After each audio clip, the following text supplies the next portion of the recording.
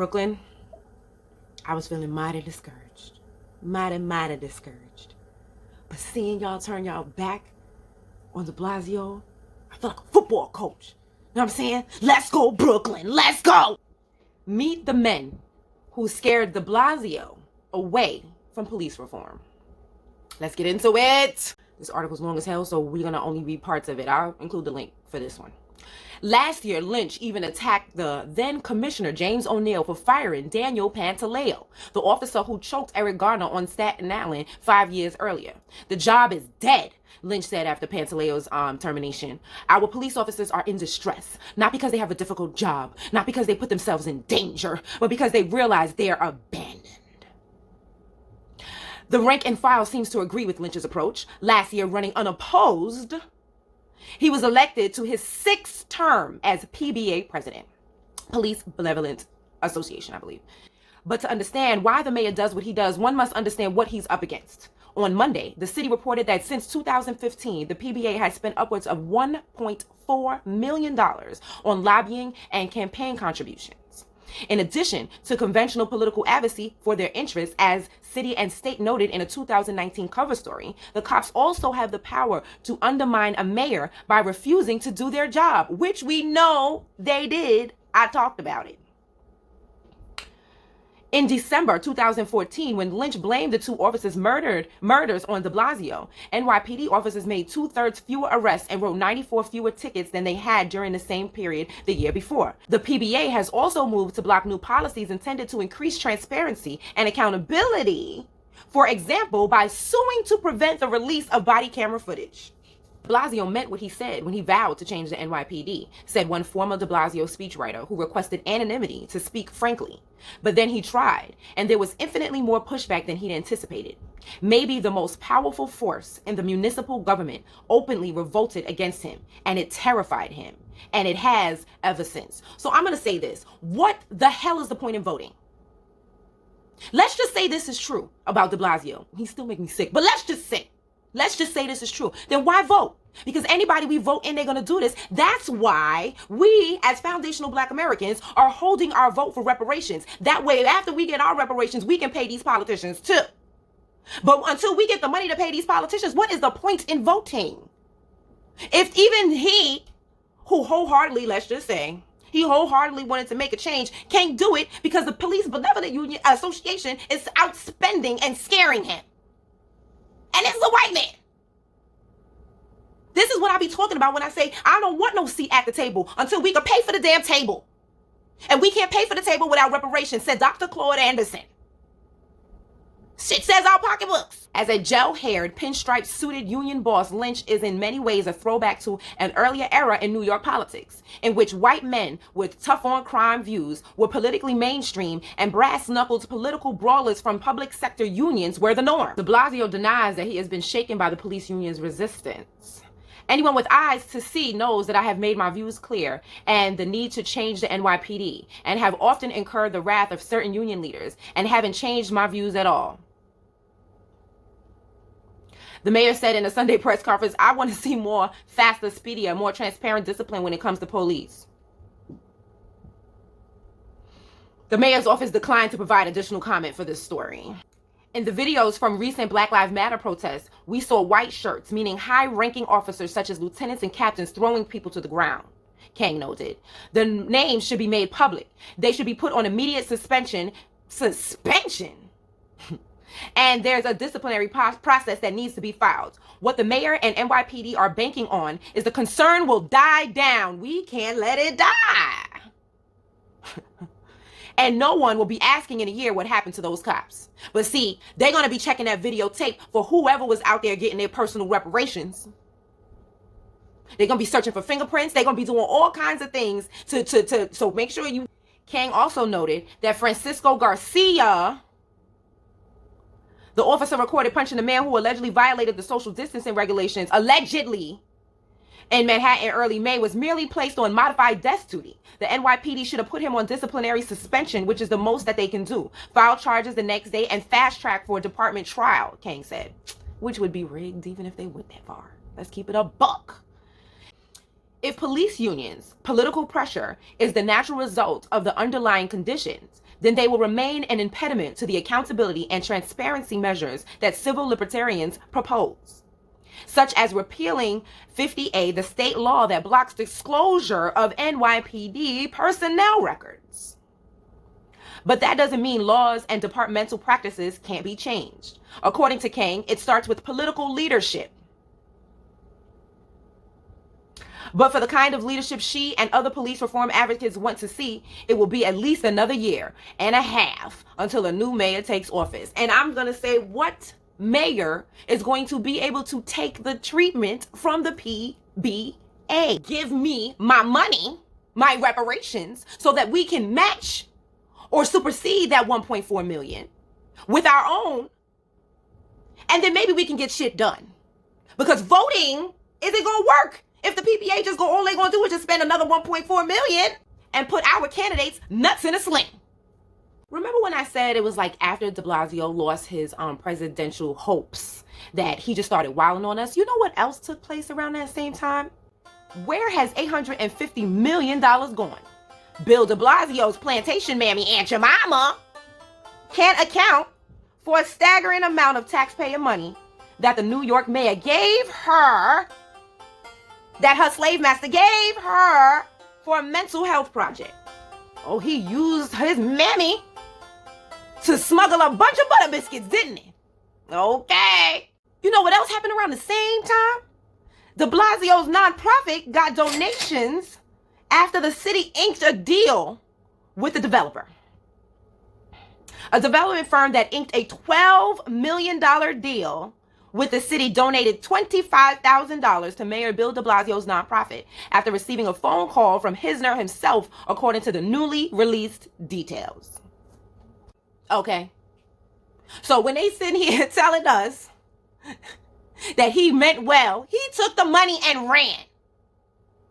Keep your foot on his neck. We are winning. Let's keep it up. We are forcing the mainstream media to report what we are saying, what we are putting on social media. Don't let, because I see them doing it, get them skin folk who ain't kinfolk representing the Democratic Party, get on TV, because I see the Democratic media, the Democratic politicians, the Democratic entertainers are all trying to speak like they have a voice for us. Keep your foot on their necks. We are winning. Don't let these people come in these protests and start dancing and whatnot. It's shameful. We are at war. You don't square dance on the battlefield. What the hell? Keep your war face on. Keep your game face on. Let's go, Brooklyn. Let's go. Let's go, New York. Let's go.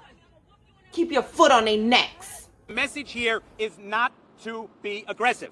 Now, if we're dealing with an ordinary citizen that's having a problem, absolutely. There is no need for aggression. When you're dealing with a mope trying to dump water over your head, or worse, you have to go in seriously and give that message. We cannot look at it as an isolated situation. So it's easy to take this legislation and say, well, why would we do that? Let's look at all the other pieces of legislation that have passed that soften the police department to a point where we're not effective on the street. They're asking police officers just to walk away and take it. Well, I'm a kid from Queens. In your neighborhood, would you just walk away and take it when someone dumped a bucket of water on your head? Or would you call the police?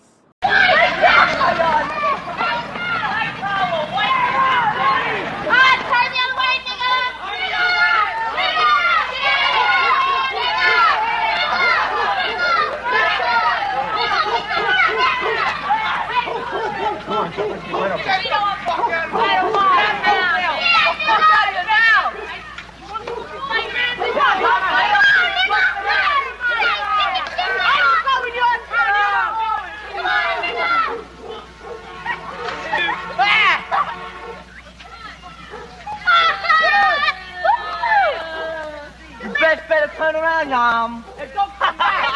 Don't come back! Don't come back! There's a new boy corner with his hat. Come on, Yum. We were riding down this block, and these white people start saying, "Get out of here, niggas. You know, get out of my neighborhood. Don't come to this neighborhood." And then they start hitting on her. Throwing rocks and everything else. Throwing rocks.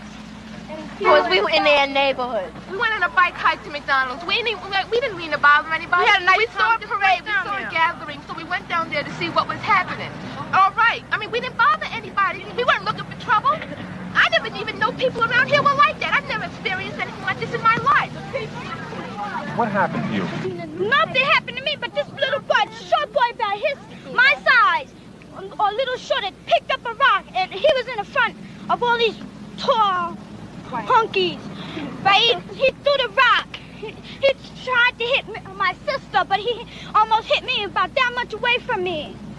And I was sure where she had. It hit me with that rock. I would pick up the rock right next to me and hit him right dead in his face. They always say niggas are doing everything. They always say we're doing everything, right? We didn't, every time the white people come down the block, we don't push them out their neighborhood and throw rocks and start hitting them. We don't bother the white people around our neighborhood, but when we get in a white neighborhood, they just push us out. Yeah. So now you call the police. Should we just walk away and take it? If the politicians that say it's okay, that say we shouldn't have this legislation, had a bucket of water dumped over their head, what would they do? I have the answer. They would call their connections. They'd call the brass in the NYPD. And you know what they'd get? They'd get a response. They'd expect a response. Well, the kids from Queens, the cops in all our boroughs, we expect a response too. Common sense says you don't dump a bucket of anything on a police officer responding to an emergency call. And I say this, how dare you expect New York City police officers to accept what you won't accept? We're out there doing a job. We do it well. We are the most restrained police department in the country. That's not just a throwaway line, that's a fact. We know how to do our job. So we need to have a dialogue. Remember, a dialogue goes both directions. Both directions. We're the most restrained. We're the best trained. We know how to do our job. We know the street. So let's start the dialogue. And the dialogue should be, officer, is this okay? Absolutely not. Because if you go to the scene from a position of weakness, it only escalates. If you go to the scene from a position of strength, with backing from City Hall, backing from the law, backing from the community, the job will get done. The Department of Justice not going after Officer Pantaleo, that, Officer Pantaleo used a chokehold that was prohibited by NYPD. He did that for 7 seconds, 11 different times. Eric Garner said that he couldn't breathe. He knew what he was doing, that he was killing Eric Garner, and yet he has not been brought to justice. That police officer should be off the street. Mayor de Blasio, why is that police officer still on the force, the one who killed Eric Garner?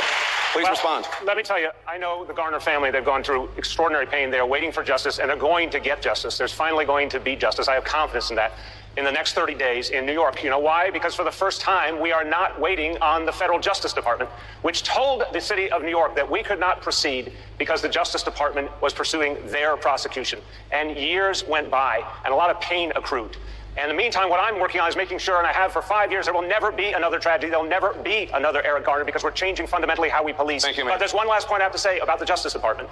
The Vice President, for 2.5 of those years, Mr. Vice President, tell us, what did you do to try and spur on the Justice Department to act in the Garner case? The guy in Queens, they're charging him with obstructing governmental administration and harassment.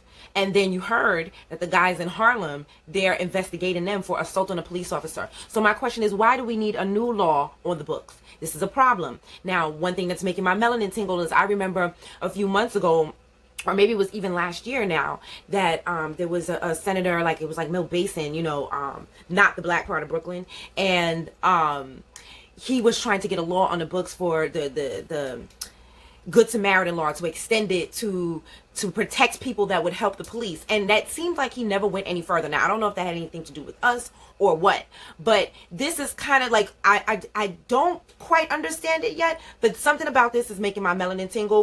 Private citizens tried to patrol in the city the other day. It didn't work out so well. Oh yeah, he lost an eye. Yeah, they beat the hell out of him. We don't need no new laws on the books. Any new laws is laws for us, because we already see that where they pick and choose who they want to prosecute.